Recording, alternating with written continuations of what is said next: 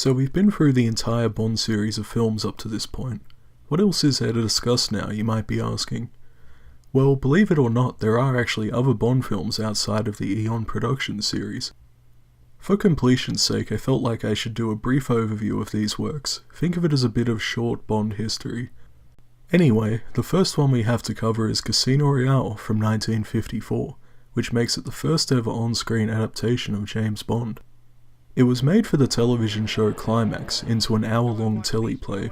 There are a number of well-known actors here, and it takes a lot of liberties with the source material, including renaming James Bond to Jimmy Bond and making him American. Yep, they did that. Also, Felix Leiter has his name changed to Clarence for some reason and is British instead of American, switching their nationalities around. It is actually official too. Ian Fleming sold the film rights to the first James Bond novel partly out of needing money at the time. Further deals on the rights to the novel meant Eon Productions couldn't obtain the rights to Casino Royale, which explains why it went unfilmed in the main series all the way up to 2006. I don't think this one is anything great, but it was interesting to watch as a piece of history and a decent piece of 50s television. Oh, Mr. Bond, no secret agent job first. He had to. Maybe. Maybe in any case it was a mistake. If I would have known that the French had supplied you with funds in case you needed more money. Valerie, why didn't you tell me you were with the French? Oh, I think I can answer that.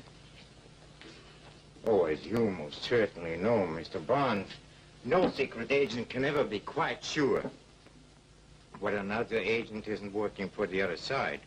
Although I always thought that mutual love means mutual trust.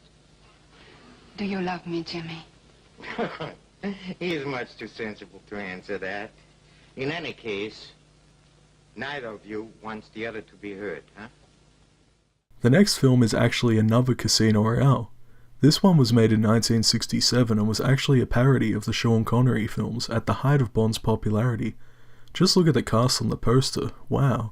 All these talented actors I absolutely love. Burt Bacharach even does the music. Man, this will be an insanely cool movie.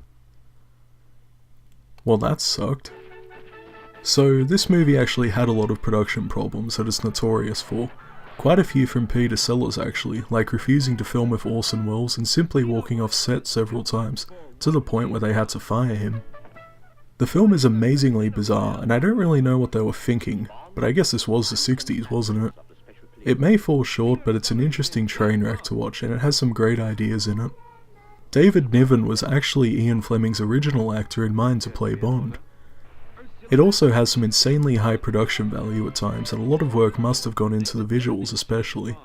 I may think it's not a very good movie, but I certainly find it interesting to watch and read about. Also, you can see a lot of things here that went on to inspire the Austin Powers spoofs, which I'm sure you know of. Joanna Pettit is James Bond. Rather warm in here, don't you think? Cool it, Charlie. Casino Royale is too much for one James Bond. Orson Welles is the heaviest heavy of Smirch. Dahlia Lavi is James Bond. I'm the new secret weapon.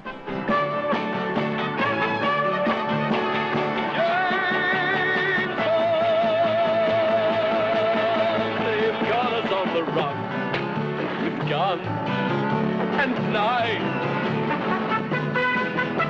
We're fighting for our lives. Casino Royale is too much for one James Bond. Next. Terence Cooper is James Bond. Barbara Boucher is James Bond. Casino Royale is indestructibly wild. Hello, sailor. Indescribably funny. Oh, you like that sort of thing, eh?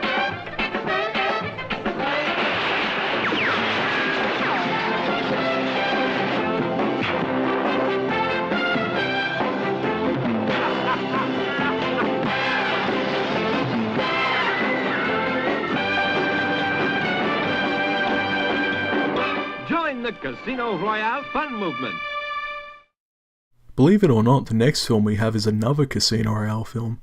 This one was made in the 80s in Japan. It's an anime film called James Bond Adventure to the West for Grand Adventure Casino Royale.